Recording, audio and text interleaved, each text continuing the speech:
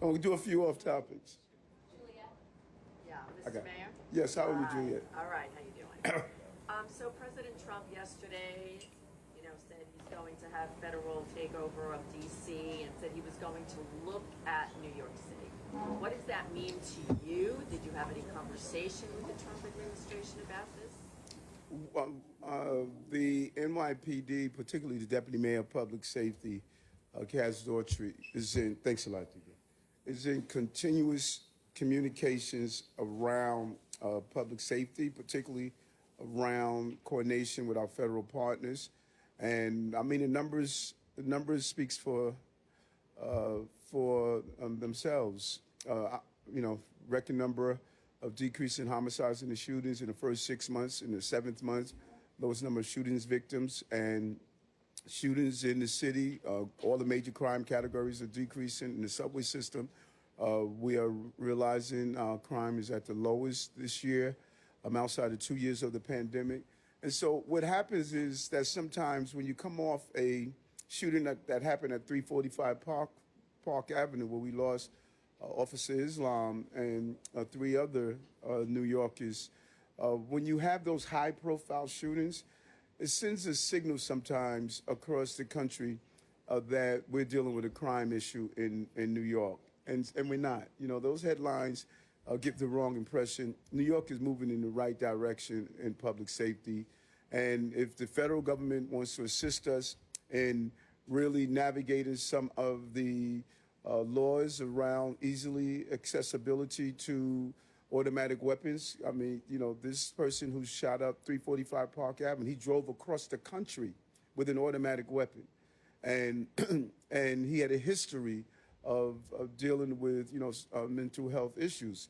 So there is some assistance we can get from the federal government. We should deal with stopping the access of these guns. There are more grants that I think our federal partners can get.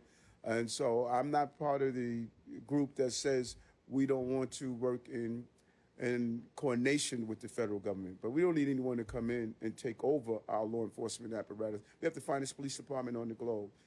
People come here to be trained, and people speak with us to get assistance. And so if the White House wants to help us in what we're doing to continue our success, and if we could help other cities, municipalities, they may want to ask us to come in and help other cities. We're willing to go into other cities and help them as well. But we don't need anyone to come in and take over. We got this under control. Hi, Mr. Mayor. How are you? Yes, how are you? Good. So I just wanted to get your take. There's a new Santa College poll out that has you behind Andrew Cuomo and even Curtis Lewa. I know polls are polls, but I wanted to get your take on the poll. Even has your favorability, unfavorability lower than Cuomo's, or favorability lower than Cuomo's. So I just wanted to get your take on the poll. Is there anything that you're going to be doing in terms of your strategy, how you're going to be messaging to people? Okay, first, if I don't recall, that's a statewide poll. Statewide. I'm not running for governor. I'm running for mayor, and I don't quite understand what's the purpose of doing a statewide poll on the mayor's race. I've said this over and over again. You look at the candidates that are running; they have spent millions of dollars telling their story. Millions. I think Andrew spent about 30-something million. Same with Zohan. He has spent a substantial amount of money as well. When you have millions of dollars spent to tell your story, that's what you're going to get. Now is our opportunity I could tell my story now. The money that I raised, I can use to tell my story. You do your TV ads, you do your flyering, you put your information out. So now it's campaign season. And so a poll that judges the state, even if they indicated that my unfavorabilities have gone down, people are starting more and more to see what we are doing. And so we have to, you just got to stay focused in these races. If not, you'll be distracted by polls and comments and all of that. Remember, at this time, during the primary, at this time, Zohan was at 1%. At this time, he was at 1% from the time that it was out from the election. And from 1%, he won the primary because he was able to get his message out. And Andrew had a poll that showed him the day before the election, he was up 10%, 10 percentage points. He lost by 13 or 14. So if there's no better case to talk about how these things shifts and changes, I think that's a perfect example. You have a person who's at 1%, won the primary, a person who was at 36% lost by 13 points. I mean, is there any better example of why you just have to stay focused? What he did, he being the primary winner, he stayed focused. He heard me say, stay focused, no distraction and grind. And I guess he did it also. You know, you got to stay focused in this stuff.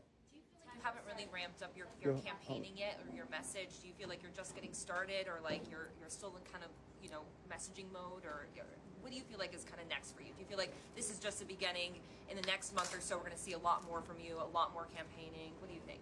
Well, I think you see a lot from me now. I'm in the streets, I'm speaking with people, and I enjoy doing this. You know, to me, this is not campaigning. This is not campaigning. Probably to a lot of people, it's work and it's campaigning. It is not. I love being around people, and I'm going to love being around people, ordinary, everyday, working class people. I get energy from everyday people. And so, you know, to others, it's like, you know, oh, I got to get up and I got to go talk to these people. No, I'm like waking up and saying, man, I'm getting ready to go hang out in the Bronx at a clubhouse. I'm excited about this. So this is not work for me. Someone once said, when you're doing what you love, you're never having a job. What I'm doing right now, no matter what I do, I'm going to do it. I've been doing this for 40 years. You know, I just enjoy doing this, and I'm going to continue to do it no matter what capacity I am in the city. And Jay. Yes, Mayor, good morning. Two topics, if you don't mind. Yes. One is a real success story here in the city, and that is the increase in English and math test scores in the public schools. Yes. What do you attribute that to? What is working? Well, it's a combination. Hats off to the chancellor. I spoke with her, must have been about 6 months ago, and I told her that we need to identify children who are struggling, and I need her to come up with a plan on that, and she did. We would check in periodically, you know, every few weeks. She would give me an overview, and what they did, they went after those struggling students, and they zeroed in on them. They had plans on giving them the support that they need. And it's a real positive story on her part, how as a former teacher and principal, she understood how to turn around a school. If you know how to turn around a school, then you could turn around a school system. And I was impressed. Probably every 2 weeks, she'd come back and say, here's what we're doing. Here's how we're identifying those children who are struggling. They were doing quizzes and tests during the time. Remember, we changed the reading curriculum to a phonic-based reading system, and it made a huge input. And now we're not where we want to be. You know, I want to be clear on that. When you look across the country, it is embarrassing when you see what children, what grade levels they're reading at, particularly black and brown children across the country. This is a real call for action for our country, but we are moving in the right direction, and hats off to her. A Bronx girl that understands how to take care of our children in the city. And second topic, yes, sir, if you just elaborate on your answer a moment ago. You know, the poll shows you in fourth place behind Curtis Sliwa. I'm wondering, you know, what do you need to do to win? And what are you going to do next month when Andrew Cuomo asks you to drop out? Okay, first of all, I already won. I'm a mayor that grew up, you know, I don't think people really understand, you know, and I think, you know, that's one of the challenges that people have in life. They judge themselves by what people think of them. I already won. I'm the mayor of the most important city on the globe. Growing up in South Jamaica, Queens, you know, and I say it over and over again, and one day people are going to hear it. You know, growing up in South Jamaica, Queens, dyslexic, arrested, rejected. Now I'm elected to be the mayor. I mean, you know, so, I mean, God is good. And so if I wake up every day and say, oh my God, I'm a failure because somebody think of me this way, someone gave me the finger, someone yelled at me, someone, I mean, no, I have already won. They are trying to get what I have. Let's understand that. Yeah, let's understand it. There were, what were they? There were 13 people running to be mayor. 13 people wanting to have what I have right now. 13 people. Either I'm going to get it or someone else.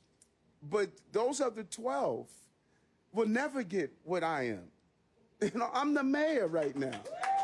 And so I'm going to do what I have to do to be reelected because of what we have done while we're in office. All these broken promises, you know, we have what, 5 people that are still in the race. 3 of them don't have any record at all, no record. One of them, he's running from his record. I'm the only one that has a record. I'm the only person in the race. And that's why you could critique me. That's why all of you could ask me questions. It's because I have a record. My expansion of clubhouses, what I did with Scout, more jobs in the city history, drop unemployment, brought down crime, removed thousands of guns off our streets, no more taxes for low-income New Yorkers, no more taxes for low-income New Yorkers, dropped the cost of child care from $220 a month to less than $20 a month. Earned income tax credit increase. Paying off college tuition for foster care children. High-speed broadband for NYC residents for free so they can have access to it. I mean, so let me finish my flow. Let me finish my flow because, you know, I'm flowing right now. I want to keep flow. So no matter what happens, I improve the lives of working class people. That's what I said I was going to do when I was running. I said I was going to improve the lives of working class people. I did that. Now I want to complete doing that. And so if the people of the city say that, you know what, we want someone else to do it, I mean, that's life. I can't sit back and complain. I sold my vision to the city. They said, this is what we want. And I have to get out there and sell. This is what I'm going to do for you in the next 4 years. But the people of the city is going to make that determination. They're going to hear me, and they're going to say, do we want to continue after we heard you, Eric? And then I make a decision, and it's all cool. But given the variety of polls, given the variety of the polls and where you are in the polls, given the variety and the consistency in the polls, what is going to be your breakthrough moment or announcement to jump up in the polls or get beyond?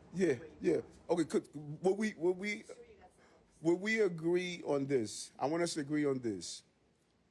When Mandani was 1% in the poll, many of you would have told him, you're 1%, get out. Should he have listened to you? If he would have listened to you, he would not have won the primary. He was 1%. And many people said, you're 1%, get out of the race. So that's what I want to say to the people here in the clubhouse. Don't listen to the haters. Let them be your waiters. You know what I'm saying? You know, so think about it. I don't even see how y'all not even factoring this in. If he would have listened to everyone that told him, hey, you're 1%, you don't stand a chance.